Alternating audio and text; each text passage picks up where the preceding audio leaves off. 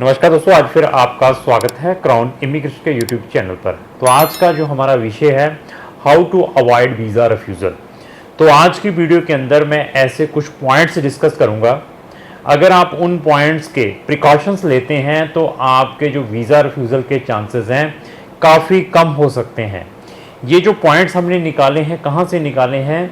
हमारा जो इस इंडस्ट्री में 16 से 17 साल का एक्सपीरियंस है, जो मेरे पास केस स्टडीज़ आते हैं जिनको डिफरेंट टाइप्स की के कारण जिनके वीज़ाज़ रिफ्यूज़ होते हैं, जब वो हमें कांटेक्ट करते हैं आफ्टर वाचिंग द वीडियोस, तो वहाँ का जो सारे का सारा एनालाइज निकलता है उसको हम आप तक लेकर आते हैं।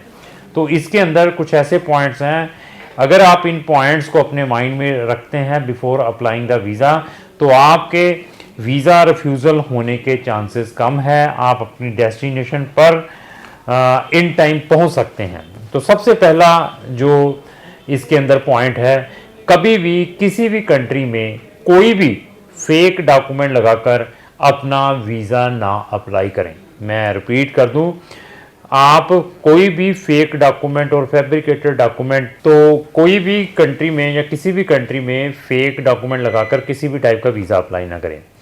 तो थर्ड पार्टी के फंड्स ना यूज़ करें।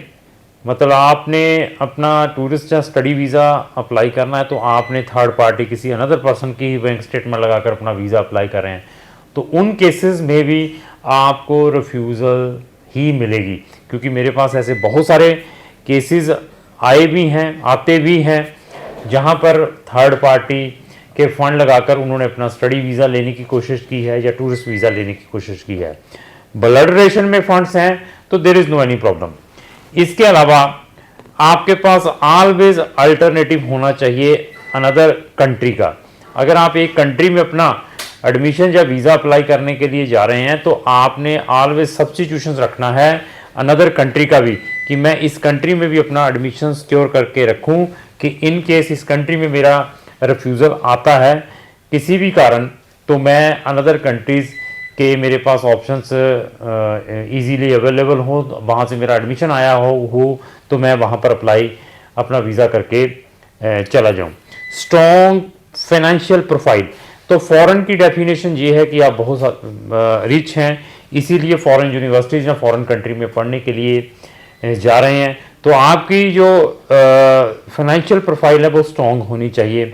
वो किस वे से आपने दिखानी है? अगर आप सैलरीड हैं, आप सेल्फ एम्प्लॉयड हैं, आप एग्रीकल्चरिस्ट हैं, तो उनको कौन कौन से ऐसे डॉक्यूमेंट दिखाने पड़ते हैं, इससे रिलेटेड मैंने पहले भी वीडियो बनाई हुई है, उस वीडियो को ज़रूर वॉच करें। तो इसके अलावा आपकी लैंग्वेज प्रोफिशिएंसी, तो आप किसी भी कंट्री में जा रहे हैं तो इंग्लिश मैंडेटरी है, मतलब इंग्लिश आना बहुत ज़रूरी है आपके लिए। अगर आपकी इंग्लिश अच्छी है, कॉम्पिटेंसी है, इवन आपके पास डॉक्यूमेंट्री प्रूफ्स हैं, आपने कोई आईएलटीएस, पीटी, कोई टॉफल जैसा एग्ज़ाम दिया हुआ है, तो वो आपकी प्रोफाइल के ऊपर अनदर वेटेज देगा वीज़ा पर्पस के लिए। तो फिर भी आपके जो वीज़ा के रिफ्यूज़ल के चांसेस कम हो सकते हैं। जो लास्ट है वो है इंटरव्यू। तो जिन कंट्रीज़ में बच्चों की पर्सनल अपीयरेंस रहती है तो बच्चा फुली अवेयर होना चाहिए जब भी वो एम्बेसी के सामने जाए। उसकी पहले तो उसकी पर्सनैलिटी कि उसने कौन सी ड्रेस डाल के जानी है एम्बेसी में। दूसरा इंटरव्यू में फुली प्रिपेयर होकर जाना चाहिए। फुली प्रिपेयर मीन्स ये है कि आपकी फाइल के अंदर क्या क्या डॉक्यूमेंट्स हैं, all the documents on your fingers, की कहाँ पे कौन सा डॉक्यूमेंट कहाँ पर पड़ा हुआ है। आपको अपने प्रोग्राम्स के बारे में मालूम हो, इसकी ड्यूरेशन क्या है, कब ये स्टार्ट होगा, कब ये कंप्लीट होगा, इसका सिलेबस क्या है, आपकी यूनिवर्सिटीज़ के बारे में आपको मालूम हो, आपकी फाइल के अंदर व्हाट्सएवर जो डॉक्यूमेंट लगा हुआ है उसके बारे में प्रॉपर ज्ञान होना चाहिए। और जिस कंट्री में जा रहे हैं तो उसका भी लिटिल बिट आपके पास नॉलेज, अब उसके अबाउट्स के बारे में जरूर ज्ञान हो, एटलीस्ट उसकी पॉपुलेशन पता हो, उसकी कैपिटल पता हो, वहाँ की लोकल करेंसी के बारे में मालूम हो। तो ये चीज़ें अगर आपको आती हैं तो आपके जो वीज़ा रिफ्यूज़ल के चांसेस हैं काफ़ी कम हो सकते हैं। जो लास्टली पॉइंट है, तो जब तक बच्चा खुद अपनी प्रोफाइल के अंदर खुद इन्वॉल्व नहीं है, बच्चों की और पेरेंट्स को क्या लगता है कि उन्होंने किसी एजेंट्स को हायर किया हुआ है, अभी एजेंट ने सारा कुछ करके देना है। जब तक बच्चा खुद अपनी प्रोफाइल के अंदर मोर देन 50% से ज़्यादा इन्वॉल्व नहीं है, 50%, 60, 70%, जब तक आप अपनी प्रोफाइल के अंदर इन्वॉल्व नहीं है, तब तक आपको अच्छे पॉजिटिव रिजल्ट्स नहीं मिल पाएंगे। तो जब भी आपने कभी भी किसी भी यूनिवर्सिटीज़ में एडमिशन डालना है या किसी भी एम्बेसी में वीज़ा डालना है, तो आपका अपना खुद का पर्सनल इन्वॉल्वमेंट बहुत ज़रूरी है। आपके एडमिशन कहाँ से रिजेक्शंस होकर आई हैं, कौन कौन सी यूनिवर्सिटीज़ ने आपका डाला हुआ था। अगर आपकी यूनिवर्सिटीज़ ने आपसे कोई मोटिवेशन लेटर मांगा है तो उस मोटिवेशन लेटर को खुद प्रिपेयर करने की कोशिश करें।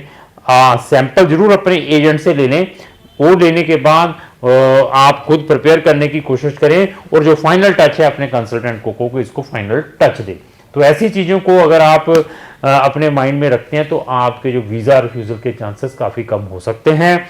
हम ऑलवेज अपने चैनल पर इस टाइप की वीडियोस डालते रहते हैं।